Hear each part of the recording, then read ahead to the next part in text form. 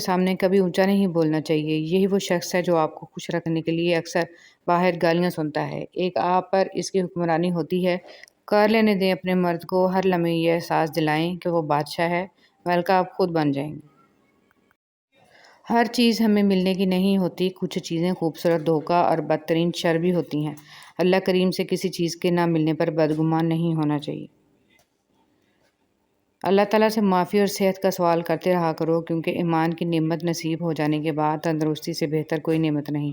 اللہ کریم زندگی کے ہر موڑ پر آپ کو اچھی صحت، خوشیاں اور کامیابی عطا فرمائے، آمین۔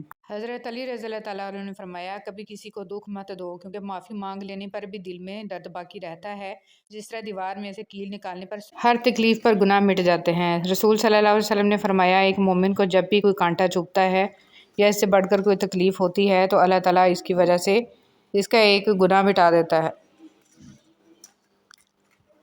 سجدہ سہو، جب نماز میں غلطی ہوتی ہے تو اللہ کریم نے سجدہ سہو کرنے کو کہا ہے۔ غور تو کریں نماز میں یہ طریقہ کار ہمیں کیا سکھا رہا ہے۔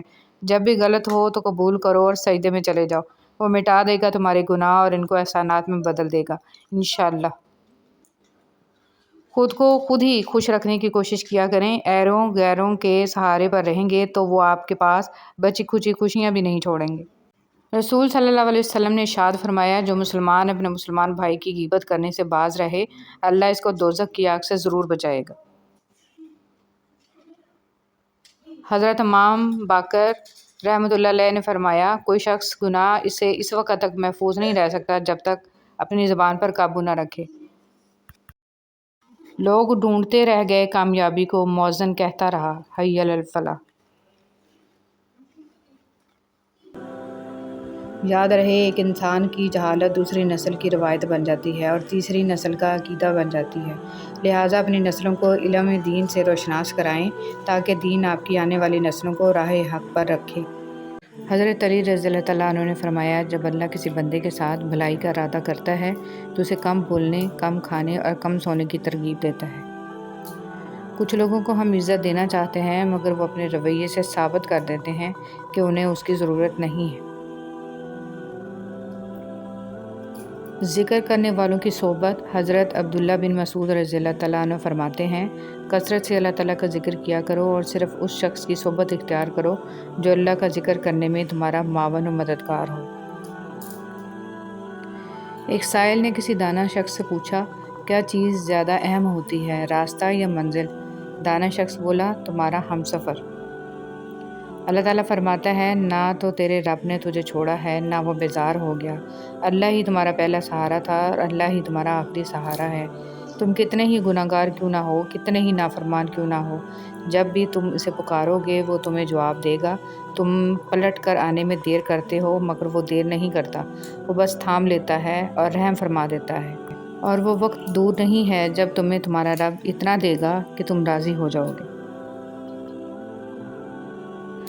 کچھ لوگ اللہ کے ڈر کے لیے ہی پیدا کیے جاتے ہیں، اللہ ان کو چن لیتا ہے، کبھی رلا کر، کبھی آزما کر، کبھی تکلیف دے کر، وہ اپنے خاص بندوں کو دوسروں سے الگ کر دیتا ہے۔ کچھ اس مقام تک چل کر خود آتے ہیں، کچھ کو کھینچ کر لایا جاتا ہے۔ بندے کی کیا مجال کہ اللہ کے حکم سے سرتابی کرے، اسے دکھ کی بھٹی سے گزار کر، کندن بنا کر اللہ اس کے دل کا مکین بن جاتا ہے، اور جس کو رب مل جائے اس کو پھر سب مل جاتا ہے۔ بے شک اللہ کی محبت ہی اصل محبت ہے۔ تم تھک مت جانا، اللہ تعالیٰ تمہاری برداشت کی طاقت کو نہیں آزماتا، وہ تمہارے ایمان کا امتحان لیتا ہے، اور امتحان انہی کا لیتا ہے جن کو اپنا دوست بنانا چاہتا ہے۔ اللہ کو تمہاری برداشت کی حد معلوم ہے اور اللہ کبھی تمہیں اس حد سے زیادہ غم نہیں دے گا۔ تمہیں لگتا ہے اب تم تھک گئے ہو مگر تھکتا تمہارا ایمان نہیں، بس حوصلہ گھبرا جاتا ہے۔ جب اللہ کن کہتا ہے تو ناممکن ممکن بن جاتا ہے اور دعائیں مقدر پر بھاری پڑ جاتی ہیں۔ زندگی میں ہمیشہ اکیلے چلنا سیکھو، گر جاؤ پھر خود اٹھو، پھر گر جاؤ پھر خود اٹھو، لیکن کبھی بھی دوسروں کا سہارا نہ لو۔ جس دن اکیلے چلنا سیکھ جاؤ، زندگی کی ہر ہار تمہاری جیت ہوئی اور تم سے مضبوط انسان اس دنیا میں کوئی نہیں۔ اپنے بچوں کو بھی سکھاؤ، بچے جب تک گریں گے نہیں انہیں تکلیف کیسے محسوس ہوگی اور وہ آپ کے بغیر اس ظالم دنیا کا مقابلہ کیسے کریں گے۔